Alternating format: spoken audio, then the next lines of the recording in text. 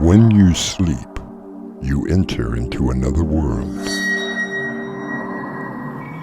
Beyond that world lies the doorway to nightmare.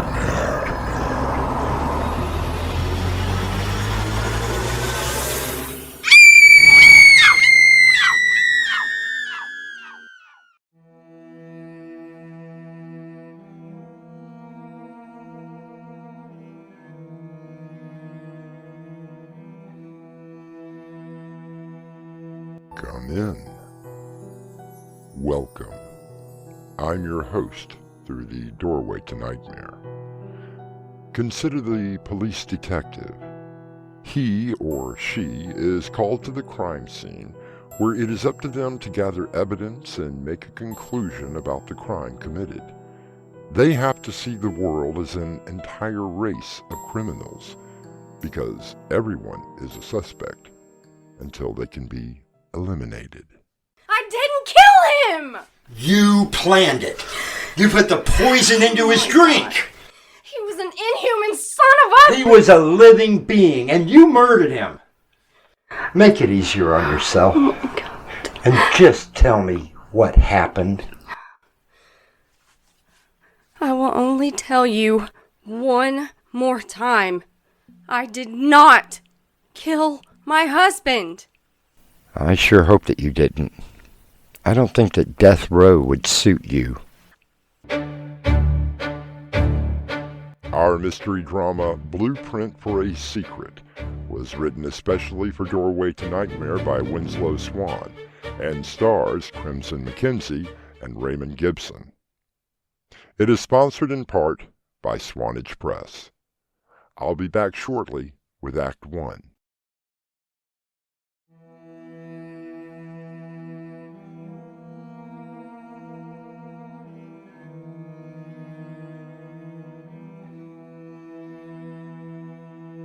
Murder.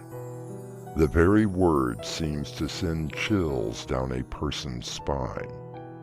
I have never known anyone who was a victim of the crime. However, we have all known the killers. Watching the news on a daily basis, you can come into contact with some of the most heinous perpetrators of the act. But as Ambrose Bierce once wrote, there are 4 kinds of homicide: felonious, excusable, justifiable, and praiseworthy. Testing 1, 2, testing. Detective David Ross, badge number 4859, interviewing Mrs. Sharon Parchek, case number 83402, in her home. Also present is Officer Mackey and Detective Millard. Mrs. Parchek, could you please state your name and address for the record? Miss Sharon Parchek, 8281 Maple Drive. Thank you. Now, you have been advised of your rights and that you do not have to talk to me without an attorney being present. Yes, You also understand that no charges have been levied against you at this time. I understand. Why don't you tell me what happened here tonight? My husband died tonight. Do you know how he died? He choked to death. Mrs. Parchek. Please, call me Sharon. All right, Sharon. According to the Emmy's preliminary report, he was poisoned. Do you know anything about that? No. All that I know is we were sitting down for dinner. He opened up a bottle of wine, poured his glass, took a drink, and began choking. I called the ambulance, but by the time they arrived, he wasn't breathing anymore. You said he opened the wine? Yes. He always opened the wine for dinner. Considered himself an expert. He'd select the right wine with what dinner we were having and open and pour my first glass. Did you ever try to help him? When? When he began choking. Of course. As soon as I noticed, I jerked his arm in the air and shook it, as one does if someone's choking, or at least that's what my Grams used to do for us. I see. Well, tell me, how was your marriage? What do you mean? Well, were there any problems? Our marriage was perfect.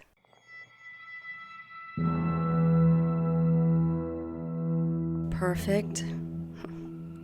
Oh, it was far from perfect. I hated my husband. He was an insufferable tyrant. Everything had to be just right for him. He kept me more like a pet. I couldn't have any friends. I was not even allowed to see my family. Why did I marry him? For the dumbest reason in the world. I fell in love. And for the first few months, our marriage was perfect. And then... Hey, Sharon. I'm home. I'm in the kitchen! Well, hello. Hello yourself. How was your day? Yeah, it was the usual. What's for dinner? Oh, I thought we might go out tonight. Then what are you cooking? Just this casserole for Sandy across the street. She's been taking care of her aunt all day and hasn't had the time to cook dinner for her family. I thought I would help out. So this is for Sandy and her family? Well, yes. I thought we could go and try that new place that opened up last week. I hear the food is really great. You have time to cook for the neighbor and her family, and you want me to turn around and go back out after I work today? What? You have time to cook for everybody else and not your own husband? Ow! Jason, stop! Stop it! I could not stand to be in the same room with him. If something went wrong at work, it was my fault. If the car wouldn't start, it was my fault. If he broke a glass, it was my fault. Everything became my fault. Didn't I tell you? Did you not understand? Please, don't hit me, Jason! Hit you? Hit you? I should go ahead and get my gun and put you out of my misery. Then why don't you? Just kill me! Oh, no. No. That would be too easy. As a matter of fact, I think I will kill you. Just not tonight. Probably not tomorrow. But the time is coming. That's how it was for the next 6 months. He would either hit me or threaten me. Why didn't I go to the police? The simple short answer was the life insurance. For $1.5 million, that was how much his life was worth. Or rather, his death.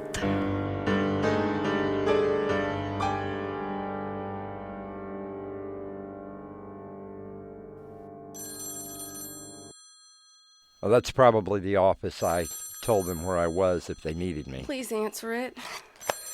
I don't really want to talk to anybody else. Hello? Yes, this is Detective Ross. Are you sure? You ran the test twice. On all of them? No, thank you. I'll pick up the report in the morning. Mrs. Perchek, do you know of anyone that may have wanted to see your husband dead? I can't think of anyone. Everyone liked him. Why do you ask? That was the lab on the phone. We took all of the wine bottles from the basement. They just let me know what the test results were. What did they find out? All of the bottles contained poison. Strychnine, to be exact.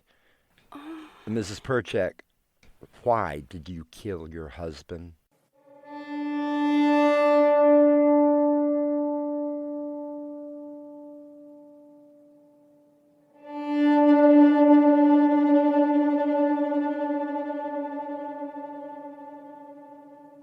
Sharon sits on the sofa, the body of her husband removed a long time ago. Her face is stoic as the detective has just accused her of murder. We will find out her answer when I return with Act 2.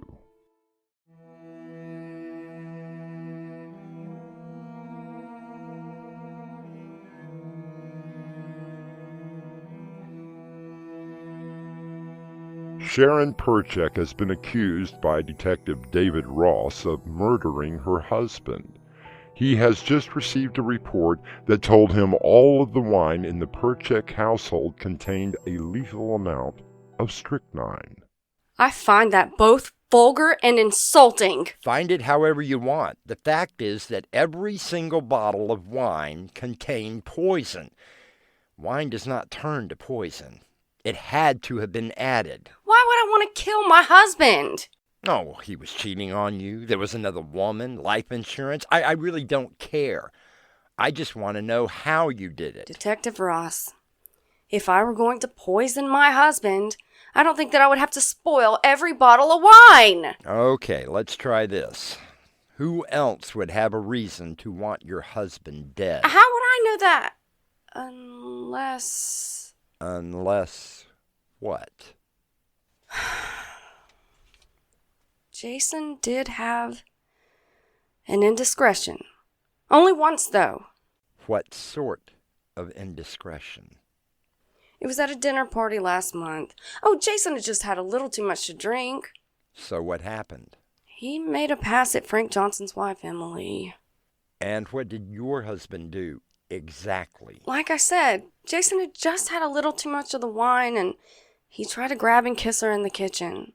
Frank walked in on them, and while Emily was trying to fend him off, Frank, well, he hit him. So Mr. Johnson hit your husband? Not a full punch, mind you, but enough to get the point across. Oh, I see. Jason made some remarks about the wine that was being served, and Frank said that it was better than the poison he tried to pass off. Mr. Johnson called your husband's wine poison? We had the Johnsons over for dinner, and the wine that Jason had picked out had gone bad. He didn't know it and was a little embarrassed about it. Do you think that Mr. Johnson would have come in and poisoned all of the wine with strychnine? Well, he did come over quite a bit. Quite a bit. Every chance he could get. Every time that Jason was away.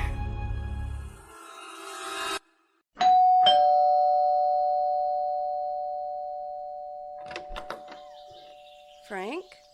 Where's Emily? She's at her sister's for the weekend. I just thought I'd come over and say hi. Well, why don't you come in? I just poured myself a drink. Would you like one? Oh, thank you. Glass of wine? Yeah, that would be fine. So, did you really just come over to say hi? No. How long do we have? Jason won't be home until late. We have all afternoon. Great. You look so good. Thank you. Wait, what's that bruise? You know what it is. Damn, you should really do something about that. What do you suggest? Call the police, for one thing. I hate what he does to you. I'm not wild about it myself. However, he knows practically everyone. They'd all stand up for him. I could kill him. I could really kill him. Would you, Frank? Would you really murder my husband? Oh, well, that's just something that someone says. But if it came down to it, would you kill him? Ask me afterwards. So Mr. Johnson threatened your husband? Like I told you, he was upset that Jason had made that pass. He came over, had a drink, and I think perhaps he may have already been drinking, and said that he could kill him. I see. So without you knowing about it, he could have used a syringe to inject the poison into the wine. I suppose he could have. Perhaps I need to ask Mr. Johnson a few questions.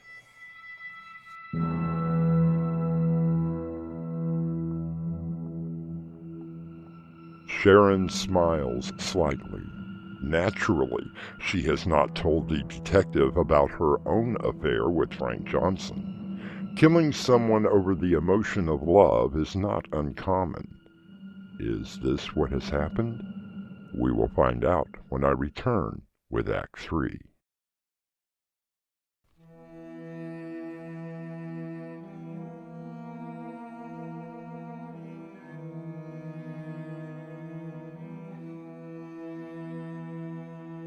Sharon Perchek, abused wife of Jason, has just given Detective David Ross a possible suspect in her husband's murder, one Frank Johnson. Detective Ross is now sitting in an interrogation room with the accused. Admit it, Johnson. You poisoned Jason Perchek. I had nothing to do with it. We searched your house. We found strychnine poison in your basement and syringes in your medicine cabinet. My wife is a diabetic. Of course we have needles. Rather convenient, wouldn't you say? How do you explain the strychnine? I can't explain it. Look, I don't like the fact that Jason made a pass at my wife, I grant you, but kill him? I had no reason to kill him. Maybe you found out that it was more than just a pass. What is that supposed to mean? Well, maybe you found out that your wife was running away with Jason. Oh, that's absurd. Maybe Jason was leaving his wife and taking your wife with him. That is the most ridiculous thing that I have ever heard. Ridiculous or not, the evidence that we found at your house is enough for me. I didn't do anything. Sharon, she's the one that you need to arrest. Oh, I think that the widow of the man you murdered has been through enough.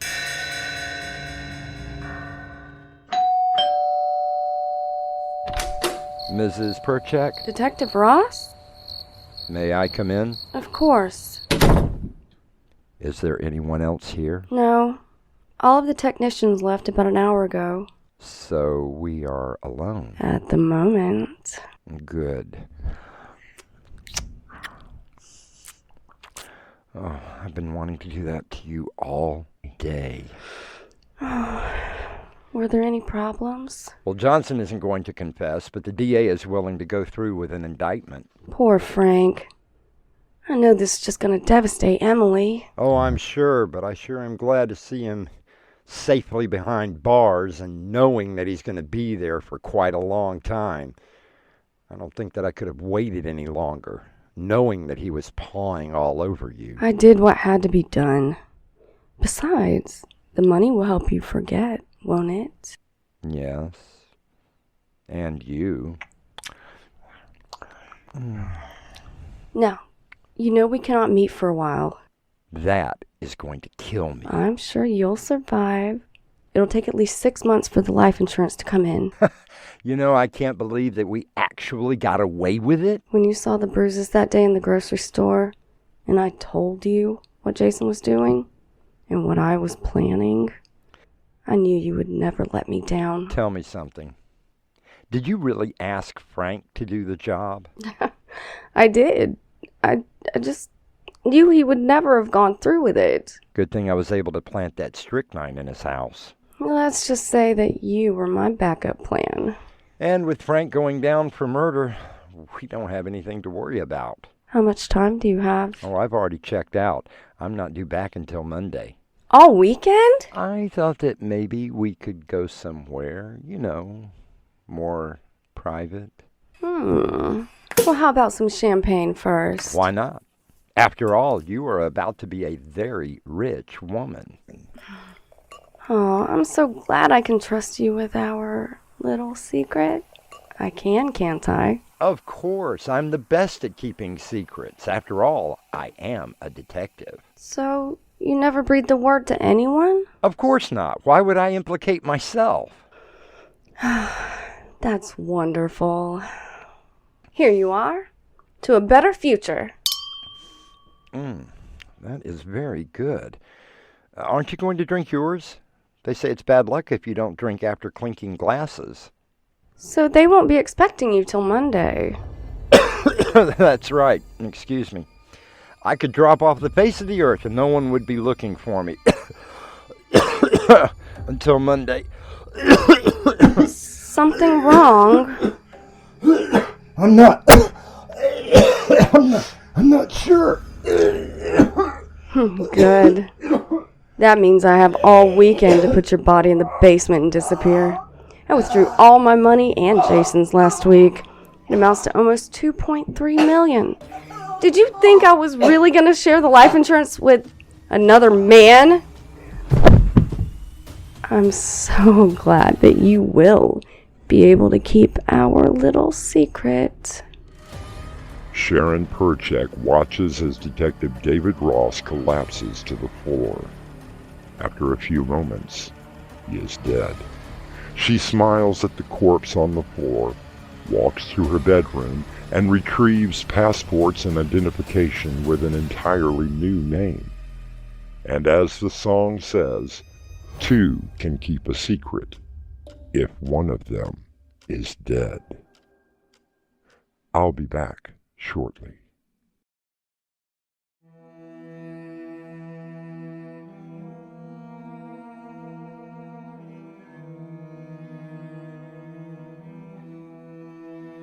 They say that there is no such thing as a perfect crime.